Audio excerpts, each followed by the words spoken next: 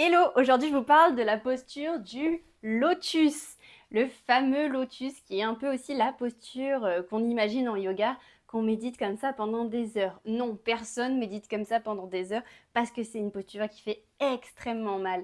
Elle est vraiment pas accessible à tout le monde. Je vais vous donner mes 3 astuces pour pouvoir accéder à cette posture, mais je vais aussi vous annoncer que malheureusement certaines personnes n'y accéderont jamais et je vais vous dire pour quelles raisons. Pour arriver dans cette posture, la première erreur qui est commune à beaucoup de personnes, c'est de ne pas assez entraîner le corps. Pour arriver dans un lotus, il faut une grande ouverture de hanche, mais il faut vraiment bien prendre le temps de préparer les hanches, donc de les déverrouiller. Alors ce que moi je vous conseille, c'est des exercices comme ça, d'essuie-glace et des essuie-glaces forcés aussi, où vous vous couchez vers le bas et vous soulevez le genou. Parce que dans la posture du lotus, on a besoin d'une grosse rotation externe de hanche. Donc on n'est pas comme ça, on est vraiment comme ça. Le talon, il pousse vers le ciel. Erreur numéro 2, ça va être de forcer trop sur le genou plutôt que sur la hanche.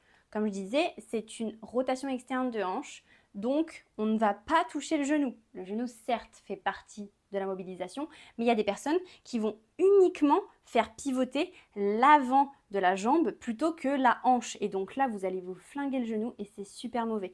Donc ce qui est vraiment super important, c'est d'ouvrir votre hanche le plus possible avant de faire pivoter le haut de la jambe. Alors, je sais, c'est un peu un méli-mélo, c'est un gros nœud qu'on fait là-dedans.